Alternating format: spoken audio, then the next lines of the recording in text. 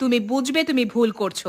আমার মনে হচ্ছে ও ভুল কাজটা করেছিল বলেই তোমার মন জয় করার জন্য আগে তোমার জন্য পিঠে নিয়ে চলে এলো। না না গিন্নি, আমি তোমার কথা বিশ্বাস করতে পারলাম না। এটা কি কখনো হতে পারে?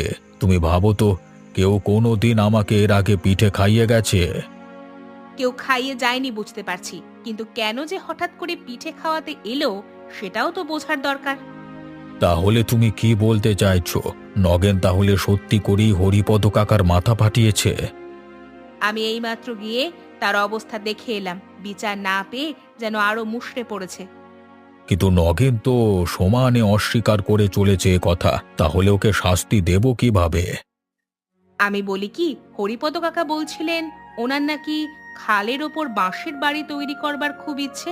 আমার মনে হয় তোমার নিজের উদ্যোগে এটা করে দেওয়া উচিত।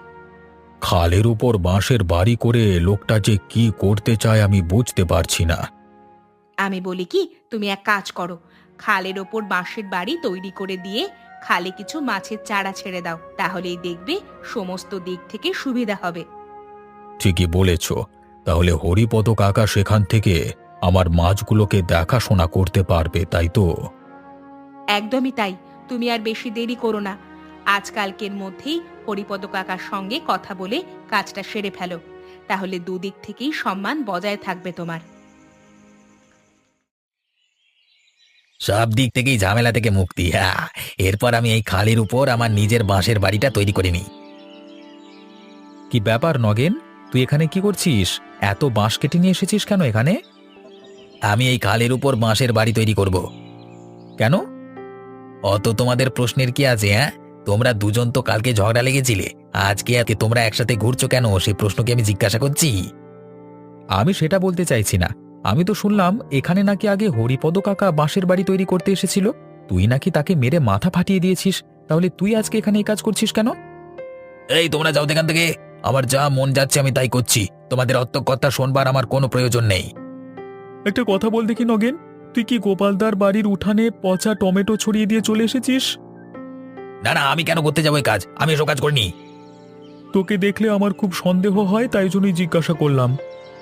তোমরা এখান থেকে যাও বলে দিলাম। তোমাদের কথা শুনতে ভালো লাগছে না, আমাকে আমার নিজের কাজটা করতে দাও। ঠিক আছে, চলে যাচ্ছি। এখানে দাঁড়িয়ে থাকবার আমাদের কোনো ইচ্ছে নেই।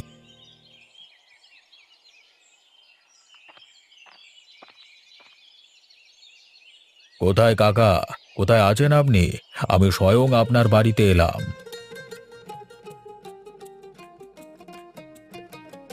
এখন কেমন আছেন কাকা বাবু? সেই দিনের ব্যবহারের জন্য কিছু মনে করবেন না যেন। আমি এখন মোটামুটি ঠিক আছি। আপনি হঠাৎ করে আমার বাড়িতে এলেন বাবু? আমার গিন্নির আদেশ, না এসে আর থাকতে পারলাম না। শুনুন কাকা বাবু, আমাদের ওই খালের উপর আপনাকে একটা বাঁশের বাড়ি তৈরি করে দেব।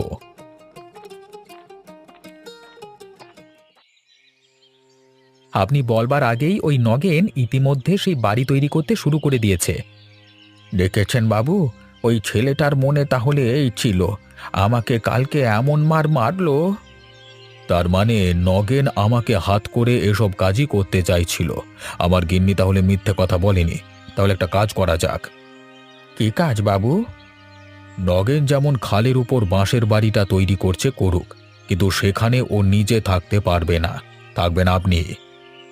আপনাকে অসংখ্য ধন্যবাদ বাবু, আমার অনেক দিনের ইচ্ছে একটা পূরণ হবে। শুধু তাই নয়, আমি ওই খালের জলে অনেক মাছের চারা ছেড়ে দেব। সেগুলোকে দেখাশোনা করবার দায়িত্ব তোমার। এজন্য মাস শেষে আমি তোমাকে হাত খরচা দেব। হরিপদ কাকা, তোমার তো তাহলে ভাগ্য খুলে গেল গো।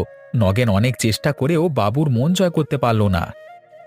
হ্যাঁ রে বাপ, গিন্নিমা যদি না থাকতো তাহলে আমাদের কোনোদিনই এত বড় উপকার হতো না।